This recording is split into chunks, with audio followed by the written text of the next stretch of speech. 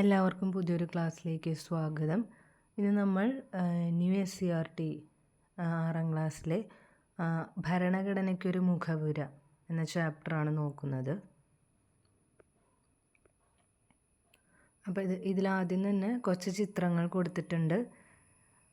ഇതിൽ സമൂഹത്തിന് അഭികാമ്യമായ പെരുമാറ്റം സൂചിപ്പിക്കുന്ന ചിത്രങ്ങളിൽ ഇമോജി വരച്ചു ചേർക്കൂ എന്നാണ് പറഞ്ഞിട്ടുള്ളത്. അപ്പോൾ ഈ ചിത്രങ്ങൾ കാണുമ്പോൾ തന്നെ നമുക്ക് മനസ്സിലാക്കാം. അപ്പോൾ ആദ്യത്തെ ചിത്രം എന്ന് പറയുന്നത് നല്ല പെരുമാറ്റ രീതിയല്ല.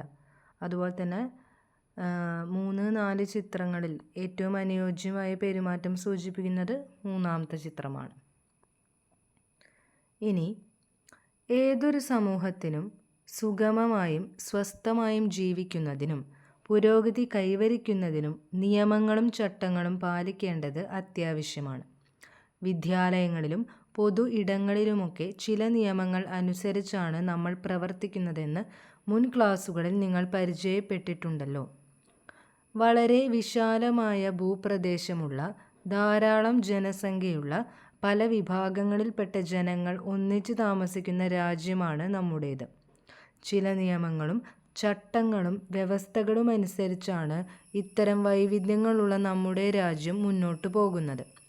ഇതുപോലെ മിക്ക രാജ്യങ്ങൾക്കും അവയുടെ നിലനിൽപ്പിനും ഭരണത്തിനും സഹായിക്കുന്ന അടിസ്ഥാന തത്വങ്ങളടങ്ങിയ ഒരു ഏകീകൃത രേഖയുണ്ട്. ഇതാണ് ഭരണഘടന. അപ്പോൾ എന്താണ് ഭരണഘടന എന്ന് നോക്കാം. ഒരു രാഷ്ട്രത്തിലെ ഗവൺമെൻറ്റിൻ്റെ സംഘാടനത്തിനും പ്രവർത്തനത്തിനും ആവശ്യമായ അടിസ്ഥാന നിയമങ്ങൾ, തത്വങ്ങൾ, വ്യവസ്ഥകൾ എന്നിവയടങ്ങിയ ആധികാരിക രേഖയാണ് ഭരണഘടന. ഒരു രാഷ്ട്രത്തിലെ ഗവൺമെൻറ്റിൻ്റെ സംഘാടനത്തിനും പ്രവർത്തനത്തിനും ആവശ്യമായ അടിസ്ഥാന നിയമങ്ങൾ, തത്വങ്ങൾ, വ്യവസ്ഥകൾ എന്നിവയടങ്ങിയ ആധികാരിക രേഖയാണ് ഭരണഘടന. ഇനി അടുത്തതായിട്ട് നോക്കാനുള്ളത് ഭരണഘടനയുടെ മുൻഗാമികൾ. ഈ ഭരണഘടന എന്ന ആശയം രൂപപ്പെട്ടത് എങ്ങനെയൊക്കെയാണ്? അതിന് കുറച്ച് മുൻഗാമികളുണ്ട്. അതിലാദ്യം തന്നെ ഹമ്മുറാബിയുടെ നിയമസംഹിത. ലോകത്തിലെ ഏറ്റവും പഴക്കം ചെന്ന നിയമസംഹിതകളിലൊന്നാണ് പുരാതന ബാബിലോണിയയിലെ ഭരണാധികാരിയായിരുന്ന ഹമ്മുറാബിയുടെ നിയമസംഹിത. ഒരു രാജ്യത്തിൻ്റെ അടിസ്ഥാന നിയമങ്ങളെ ധിക്കരിക്കാൻ ആർക്കും അധികാരമില്ല എന്ന് ഈ നിയമസംഹിത അനുശാസിക്കുന്നു. അപ്പോൾ ലോകത്തിലെ ഏറ്റവും പഴക്കം ചെന്ന നിയമസംഹിതകളിലൊന്നാണ് ഹമ്മുറാബിയുടെ നിയമസംഹിത. അടുത്തത് മഗ്ന കാർട്ട. ഇംഗ്ലണ്ടിലെ ജനങ്ങൾ രാജാക്കന്മാരുടെ ഏകാധിപത്യത്തിൽ വീർപ്പുമുട്ടിയിരുന്നു. ഇതിനെതിരെ CE 1215 ജോൺ രാജാവിനെ തടഞ്ഞുവെച്ച് ജനങ്ങൾ ഒപ്പുവയ്പ്പിച്ച പ്രമാണമാണ് മഗ്ന കാർട്ട. രാജാവും ഭരണകൂടവും നിയമത്തിന് അതീതരല്ല എന്നാണ് ഇത് വ്യക്തമാക്കുന്നത്. മനുഷ്യാവകാശങ്ങളുടെ ചരിത്രത്തിലെ നാഴികക്കല്ലായി മാഗ്ന കാർട്ടയെ കണക്കാക്കുന്നു. അപ്പോൾ ഈ മാഗ്ന കാർട്ട ഏത് വർഷമാണ്? 1215 ഒപ്പുവെക്കുന്നത്. രാജാവും ഭരണകൂടവും നിയമത്തിന് അതീതരല്ല എന്നാണ് ഇത് വ്യക്തമാക്കുന്നത്. അടുത്തത് മഹത്തായ വിപ്ലവം. 17ാം നൂറ്റാണ്ടിൽ ഇംഗ്ലണ്ടിൽ പാർലമെൻറ്റിൻ്റെ താൽപ്പര്യങ്ങൾക്ക് വിരുദ്ധമായി പ്രവർത്തിച്ച രാജാക്കന്മാരും പാർലമെൻറ്റും തമ്മിൽ നിരവധി സംഘർഷങ്ങൾ ഉണ്ടായി. അതിൽ പ്രധാനപ്പെട്ടതാണ് CE 1688 മഹത്തായ വിപ്ലവം. രാജാവിൻ്റെ സ്വേച്ഛാധിപത്യം അവസാനിപ്പിക്കുവാനും പാർലമെൻറ്റിൻ്റെ അധികാരം വർദ്ധിപ്പിക്കുവാനും ഈ വിപ്ലവത്തിലൂടെ കഴിഞ്ഞു. രാജാധികാരം പാർലമെൻറ്റിൻ്റെ നിയന്ത്രണങ്ങൾക്ക് വിധേയമാകുകയും ചെയ്തു.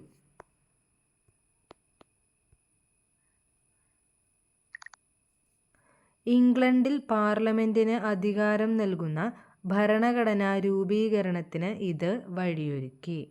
അപ്പോൾ മഹത്തായ വിപ്ലവം ഉണ്ടായ വർഷം 1688. ഇനി അടുത്തതാണ് അമേരിക്കൻ സ്വാതന്ത്ര്യ പ്രഖ്യാപനം. ബ്രിട്ടൻ്റെ അധീനതയിലായിരുന്ന 13 വടക്കേ അമേരിക്കൻ കോളനികൾ ബ്രിട്ടൻ്റെ തെറ്റായ നയങ്ങൾക്കെതിരെ പോരാട്ടം നടത്തി. തുടർന്ന് CE 1776 ഈ കോളനികൾ നടത്തിയ പ്രഖ്യാപനമാണ് അമേരിക്കൻ സ്വാതന്ത്ര്യ പ്രഖ്യാപനം. ഗവൺമെൻറ്റിനെ നീക്കം ചെയ്യാൻ ജനങ്ങൾക്ക് അധികാരമുണ്ട് എന്ന് ബോധ്യപ്പെടുത്താൻ ഈ പ്രഖ്യാപനത്തിലൂടെ കഴിഞ്ഞു. ലോകത്തിലെ ആദ്യത്തെ എഴുതപ്പെട്ട ഭരണഘടനയായ അമേരിക്കൻ ഭരണഘടനയുടെ രൂപീകരണത്തിനും ഇത് കാരണമായി. അപ്പോൾ അമേരിക്കൻ സ്വാതന്ത്ര്യ പ്രഖ്യാപനം വരുന്നത് 1776 ലോകത്തിലെ ആദ്യത്തെ എഴുതപ്പെട്ട ഭരണഘടന ആരുടെയാണ്? അമേരിക്കൻ ഭരണഘടനയാണ്. അപ്പോൾ അടുത്തത് ഫ്രഞ്ച് വിപ്ലവം. സ്വാതന്ത്ര്യം, സമത്വം, സാഹോദര്യം എന്നീ മുദ്രാവാക്യങ്ങൾ ഉയർത്തി ഫ്രഞ്ച് ജനത 1789 നടത്തിയ വിപ്ലവമാണിത്. രാജാധികാരത്തിനെതിരെ ജനങ്ങളുടെ പരമാധികാരം എന്ന ആശയം അംഗീകരിക്കപ്പെട്ടത് ഈ വിപ്ലവത്തിലൂടെയാണ്. ഇതോടെ ഫ്രാൻസിൽ ഒരു ഭരണഘടന രൂപപ്പെടുകയും രാജാവിൻ്റെ അധികാരങ്ങൾ ഭരണഘടനയ്ക്ക് വിധേയമാക്കപ്പെടുകയും ചെയ്തു. മുകളിൽ പരാമർശിച്ചിട്ടുള്ള ചരിത്ര സംഭവങ്ങളിൽ നിന്നും ജനങ്ങളുടെ ക്ഷേമത്തിനും പുരോഗതിക്കും ഒരു ഏകീകൃത നിയമാവലി ആവശ്യമാണെന്ന് ബോധ്യപ്പെട്ടില്ലേ? അടിച്ചമർത്തലിനും ചൂഷണത്തിനുമെതിരെ ജനങ്ങൾ നടത്തിയ ഇടപെടലുകളാണ് ഭരണഘടനകളുടെ രൂപീകരണത്തിന് ഇടയാക്കിയത്. അപ്പം ഈ പറഞ്ഞതൊക്കെ എന്താണ്? ഭരണഘടനയുടെ മുൻഗാമികളായിട്ടുള്ള വന്നിട്ടുള്ള സംഭവങ്ങളാണ്. ഇനി അടുത്തതായിട്ട് നോക്കാനുള്ളത് ഭരണഘടനകൾ പലതരത്തിലുണ്ട്. അതായത് ഭരണഘടനകളെ അവയുടെ സ്വഭാവം, മാറ്റം വരുത്തുന്നതിനുള്ള പ്രക്രിയ, രൂപം കൊണ്ട രീതി എന്നിവയുടെ അടിസ്ഥാനത്തിൽ പലതായി തരംതിരിക്കുന്നു. അപ്പം സ്വഭാവത്തിൻ്റെ അടിസ്ഥാനത്തിൽ രണ്ടായിട്ട് ലിഖിതം, അലിഖിതം. ഇനി ഒരു ഭരണഘടന മാറ്റം വരുത്തുന്നതിനുള്ള പ്രക്രിയയുടെ അടിസ്ഥാനത്തിൽ രണ്ടായിട്ട് തിരിക്കുന്നുണ്ട്. ദൃഢമായത്, അയവുള്ളത്. ഇനി രൂപം കൊണ്ട രീതിയുടെ അടിസ്ഥാനത്തിൽ രണ്ടായിട്ട് തരംതിരിക്കുന്നുണ്ട്. നടപ്പിലാക്കിയത്, പരിണമിച്ചത്. ഇനി ഇതിൻ്റെ വിശദീകരണം നോക്കാം. ലിഖിതം എന്ന് പറയുമ്പോൾ തന്നെ നമുക്കറിയാം, ഒരു രാഷ്ട്രത്തിൻ്റെ അടിസ്ഥാന തത്വങ്ങളും നിയമങ്ങളും വ്യവസ്ഥാപിതമായ രീതിയിൽ എഴുതി തയ്യാറാക്കി പുസ്തക രൂപത്തിൽ ക്രോഡീകരിച്ചിരിക്കുന്നതാണ് ലിഖിത ഭരണഘടന. അതായത് എഴുതി വെച്ചിട്ടുള്ളത്. ഉദാഹരണം ഇന്ത്യ, അതുപോലെ തന്നെ അമേരിക്കൻ ഐക്യനാടുകൾ. ഇനി അലിഖിതം എന്ന് പറയുമ്പോൾ ഒരു രാഷ്ട്രത്തിൻ്റെ അടിസ്ഥാന തത്വങ്ങളും നിയമങ്ങളും വ്യവസ്ഥാപിതമായി എഴുതപ്പെടാത്തതും പുസ്തക രൂപത്തിൽ ക്രോഡീകരിക്കപ്പെടാത്തതുമാണ് അലിഖിത ഭരണഘടന. ഉദാഹരണം യുണൈറ്റഡ് കിങ്ഡം, ന്യൂസിലൻഡ് തുടങ്ങിയ രാജ്യങ്ങൾ അലിഖിത ഭരണഘടനയാണ്.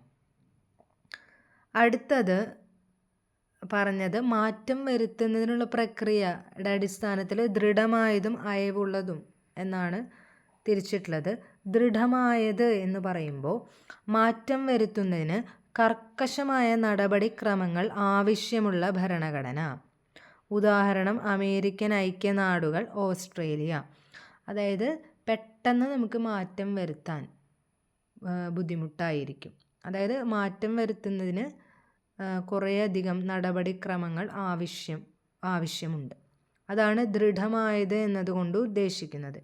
ഇനി അയവുള്ളത് എന്ന് പറയുമ്പോൾ എളുപ്പത്തിൽ മാറ്റം വരുത്താൻ കഴിയുന്ന ഭരണഘടനയാണ് അയവുള്ളത്. ഉദാഹരണം യുണൈറ്റഡ് കിങ്ഡം, ന്യൂസിലൻഡ്. ഇനി അടുത്തത് നടപ്പിലാക്കിയത്, പരിണമിച്ചത്. അത് രൂപം കൊണ്ട രീതിയുടെ അടിസ്ഥാനത്തിൽ രണ്ടായിട്ട് തിരിച്ചിട്ടുണ്ട്. നടപ്പിലാക്കിയതും പരിണമിച്ചതും.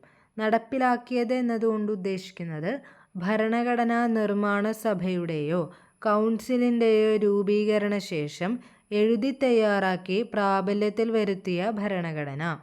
ഉദാഹരണം അമേരിക്കൻ ഐക്യനാടുകൾ, ഇന്ത്യ. ഇനി പരിണമിച്ചത് എന്ന് പറയുന്നത് ക്രമേണയുള്ള മാറ്റങ്ങളുടെ ഫലമായി രൂപപ്പെട്ട ഭരണഘടന. കരാറുകൾ, വിധിന്യായങ്ങൾ, നിയമങ്ങൾ, സമ്പ്രദായങ്ങൾ എന്നീ രൂപത്തിലുള്ള വ്യവസ്ഥകളും വഴക്കങ്ങളും ഇതിൽ ഉൾപ്പെടുന്നു. ഉദാഹരണം യുണൈറ്റഡ് കിങ്ഡം, അതുപോലെ തന്നെ കാനഡ. ഇനി അടുത്തത് നോക്കാനുള്ളത് ഭരണഘടനയുടെ അവശ്യ ഗുണങ്ങൾ ഏതൊക്കെ എന്നതാണ്. സമഗ്രത, സംക്ഷിപ്തത, വ്യക്തത, ചലനാത്മകത, അനുയോജ്യത, ഇതൊക്കെയാണ് ഭരണഘടനയുടെ അവശ്യ ഗുണങ്ങൾ. അതിലാദ്യം തന്നെ സമഗ്രത എന്താണെന്ന് നോക്കാം. ഗവൺമെൻറ്റിൻ്റെ അധികാരങ്ങൾ, പൗരരുടെ അവകാശങ്ങൾ, കടമകൾ എന്നിവ സമഗ്രമായി പ്രതിപാദിച്ചിരിക്കണം. അതാണ് സമഗ്രത എന്നതുകൊണ്ട് ഉദ്ദേശിക്കുന്നത്. ഇനി സംക്ഷിപ്തത എന്നത് അവശ്യ വ്യവസ്ഥകൾ ഉൾക്കൊള്ളുന്നതും കൃത്യവുമായിരിക്കണം. ഇനി വ്യക്തത എന്നതുകൊണ്ട് ഉദ്ദേശിക്കുന്നത് ഭരണഘടനയിലെ വ്യവസ്ഥകൾ വ്യക്തമായി പ്രതിപാദിച്ചിരിക്കണം. ഇനി ചലനാത്മകത എന്നതുകൊണ്ട് ഉദ്ദേശിക്കുന്നത് മാറുന്ന സാഹചര്യങ്ങൾക്കനുസരിച്ച് കാലോചിതമായ മാറ്റം വരുത്താൻ കഴിയണം. ഇനി അനുയോജ്യത എന്നതുകൊണ്ട് ഉദ്ദേശിക്കുന്നത് ജനങ്ങളുടെ ആവശ്യങ്ങളും അഭിലാഷങ്ങളും നിറവേറ്റുന്നതിന് അനുയോജ്യമായിരിക്കണം. അപ്പം ഇത്രയുമാണ് ഭരണഘടനയുടെ അവശ്യ ഗുണങ്ങൾ. ഏതൊക്കെയാണ്? സമഗ്രത, സംക്ഷിപ്തത, അനുയോജ്യത, ചലനാത്മകത, വ്യക്തത. ഇനി അടുത്തതായിട്ട് നോക്കാനുള്ളത്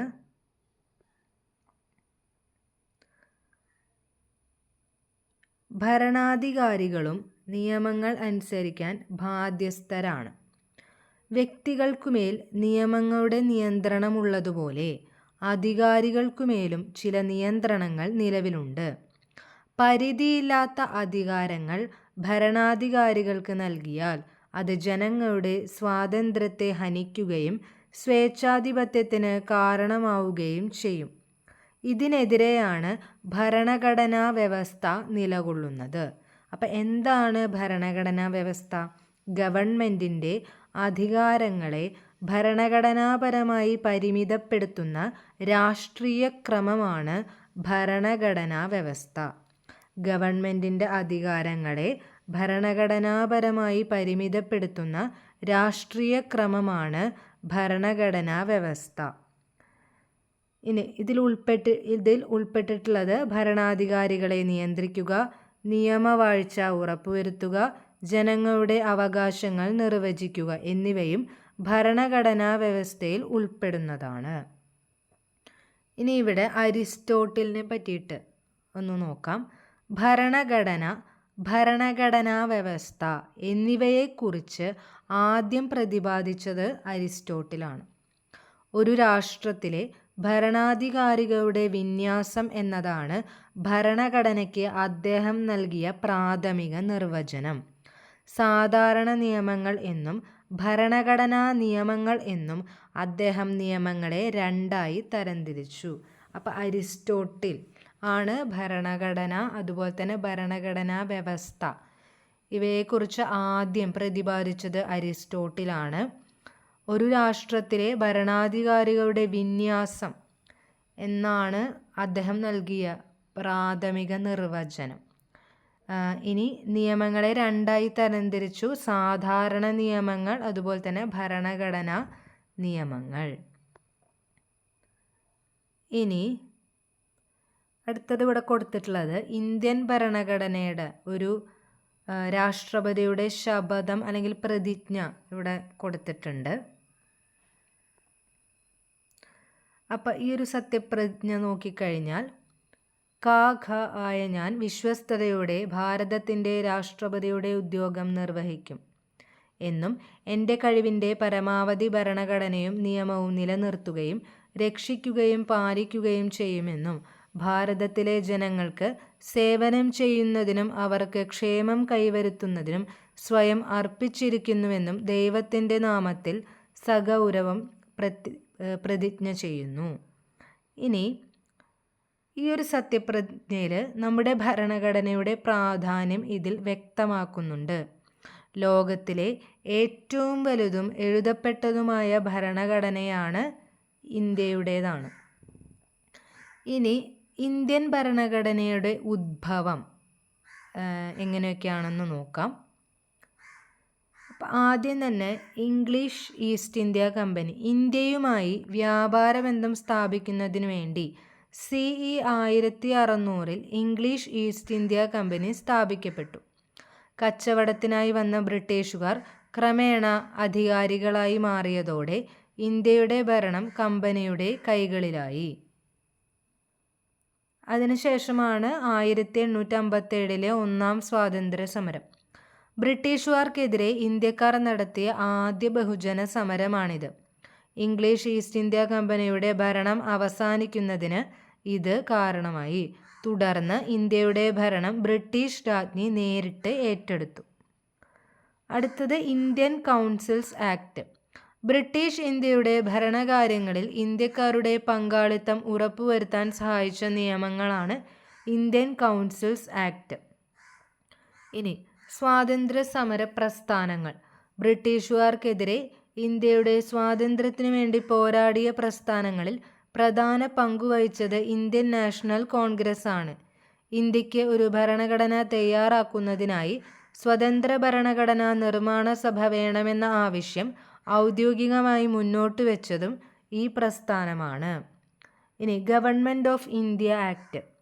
ഇന്ത്യക്കാരുടെ ഭരണ പങ്കാളിത്തം ക്രമേണ വർദ്ധിപ്പിക്കുന്നതിനും ഇന്ത്യയിൽ മെച്ചപ്പെട്ട ഭരണം ഉറപ്പുവരുത്തുന്നതിനും വേണ്ടി ബ്രിട്ടീഷുകാർ നടപ്പിലാക്കിയ നിയമങ്ങളാണ് government of India act. Then cabinet mission. ഇന്ത്യക്ക് പൂർണ്ണമായ സ്വയംഭരണ അധികാരം നൽകുന്നതിന് വേണ്ടി ബ്രിട്ടീഷ് ഗവൺമെൻറ് ക്യാബിനറ്റ് മിഷനെ ഇന്ത്യയിലേക്ക് അയച്ചു. ഇതനുസരിച്ച് ഇന്ത്യക്കായി ഒരു ഭരണഘടന തയ്യാറാക്കുന്നതിന് വേണ്ടി 1946 ഭരണഘടനാ നിർമ്മാണ സഭ നിലവിൽ വന്നു. അപ്പം ഇതാണ് ഒരു ചരിത്രം എന്ന് പറയുന്നത്. ഇന്ത്യൻ ഭരണഘടനയുടെ ഉദ്ഭവം ബ്രിട്ടീഷ് ഭരണത്തിന് കീഴിലുള്ള ഇന്ത്യയുടെ ചരിത്രവുമായി ബന്ധപ്പെട്ടിരിക്കുന്നു. അതാണ് ഇപ്പം പറഞ്ഞത്. ഇനി ഭരണഘടനാ നിർമ്മാണ സഭയുമായി ബന്ധപ്പെട്ട കാര്യങ്ങൾ നോക്കാം. ഡോക്ടർ രാജേന്ദ്ര പ്രസാദ് ആയിരുന്നു ഭരണഘടനാ നിർമ്മാണ സഭയുടെ അധ്യക്ഷൻ. ഡോക്ടർ BR അംബേദ്കർ ചെയർമാനായുള്ള ഡ്രാഫ്റ്റിംഗ് കമ്മിറ്റിയാണ് ഭരണഘടനയുടെ കരട് രൂപം എഴുതി തയ്യാറാക്കിയത്. ഭരണഘടനാ നിർമ്മാണ സഭ 1949 നവംബർ 26 ഭരണഘടനയ്ക്ക് അംഗീകാരം നൽകി. അതിനാൽ നവംബർ 26 ഭരണഘടനാ ദിനമായി നാം ആചരിക്കുന്നു. ഭരണഘടന ഔദ്യോഗികമായി നിലവിൽ വന്നത് 1950 ജനുവരി 26 അന്നു മുതൽ ഇന്ത്യ ഒരു പരമാധികാര ജനാധിപത്യ റിപ്പബ്ലിക്കായി അറിയപ്പെടുന്നു. ഇനി ക്യാബിനറ്റ് മിഷൻ. ഇന്ത്യക്ക് പരമാധികാരം കൈമാറുന്നത് സംബന്ധിച്ച് ഇന്ത്യൻ നേതാക്കളുമായി ചർച്ച നടത്തുന്നതിനായി ബ്രിട്ടീഷ് സർക്കാർ നിയോഗിച്ച 3-അംഗ സമിതിയാണ് ക്യാബിനറ്റ് മിഷൻ. ഇന്ത്യയിലെ പ്രധാന രാഷ്ട്രീയ കക്ഷികളുടെ നേതാക്കളുമായി അവർ ചർച്ച നടത്തി. ഇന്ത്യക്ക് ഭരണഘടന തയ്യാറാക്കുന്നതിനു വേണ്ടി ഭരണഘടനാ നിർമ്മാണ സഭ രൂപീകരിക്കണമെന്ന ആവശ്യം ക്യാബിനറ്റ് മിഷൻ അംഗീകരിച്ചു. ഇന്ത്യയുടെ ഭാവി രാഷ്ട്രീയ സംവിധാനത്തെക്കുറിച്ചുള്ളതായിരുന്നു പ്രസ്തുത മിഷൻ. ഇനി ഇന്ത്യൻ ഭരണഘടനയുടെ ആമുഖം ഇവിടെ തന്നിട്ടുണ്ട്. എപ്പോഴും ചോദിക്കുന്ന ചോദ്യമാണ്, എങ്ങനെയാണ് തുടങ്ങുന്നത്? ഭാരതത്തിലെ ജനങ്ങളായ നാം ഭാരതത്തെ ഒരു പരമാധികാര സ്ഥിതി സമത്വ മതേതര ജനാധിപത്യ റിപ്പബ്ലിക്കായി സംവിധാനം ചെയ്യുവാനും അതിലെ പൗരന്മാർക്കെല്ലാം സാമൂഹ്യവും സാമ്പത്തികവും രാഷ്ട്രീയവുമായ നീതിയും ചിന്തയ്ക്കും ആശയപ്രകടനത്തിനും വിശ്വാസത്തിനും മതനിഷ്ഠയ്ക്കും ആരാധനയ്ക്കുമുള്ള സ്വാതന്ത്ര്യവും പദവിയിലും അവസരത്തിലും സമത്വവും സംപ്രാപ്തമാക്കുവാനും അവർക്കെല്ലാം ഇടയിൽ വ്യക്തിയുടെ അന്തസ്സും ഉറപ്പുവരുത്തിക്കൊണ്ട് സാഹോദര്യം പുലർത്തുവാനും സഗൗരവം തീരുമാനിച്ചിരിക്കയാൽ നമ്മുടെ ഭരണഘടനാ നിർമ്മാണ സഭയിൽ ഈ 1949 നവംബർ 26 ഇതിനാൽ ഈ ഭരണഘടനയെ സ്വീകരിക്കുകയും നിയമമാക്കുകയും നമുക്ക് തന്നെ പ്രദാനം ചെയ്യുകയും ചെയ്യുന്നു. കൂടാതെ ഈ ഭരണഘടനയുടെ ആമുഖത്തിൽ വരുന്ന ക്വസ്റ്റ്യൻസ് ആണ്. ആമുഖത്തിൽ പറഞ്ഞിരിക്കുന്ന ഏക ദിവസം ഏതാണ് നവംബർ 26.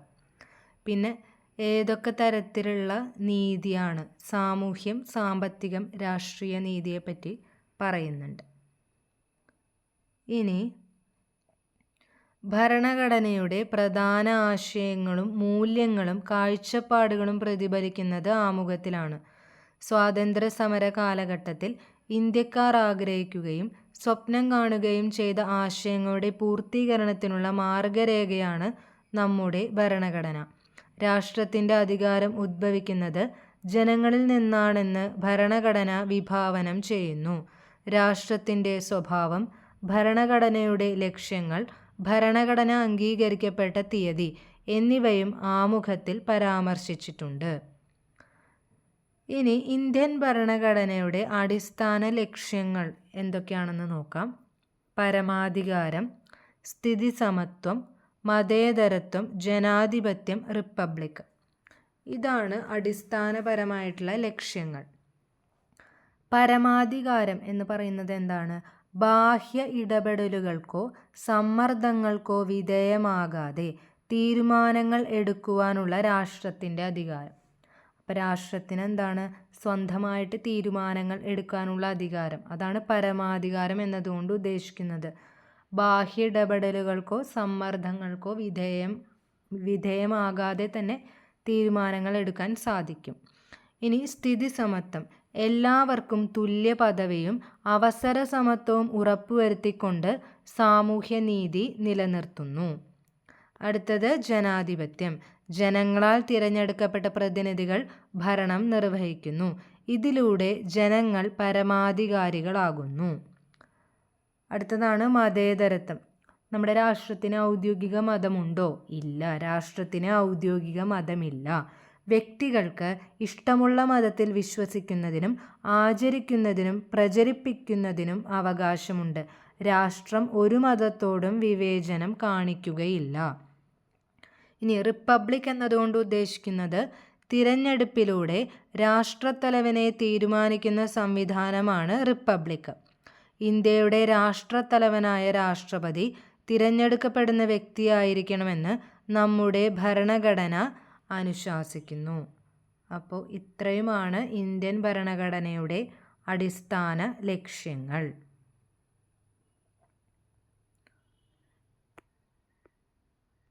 അടുത്തത്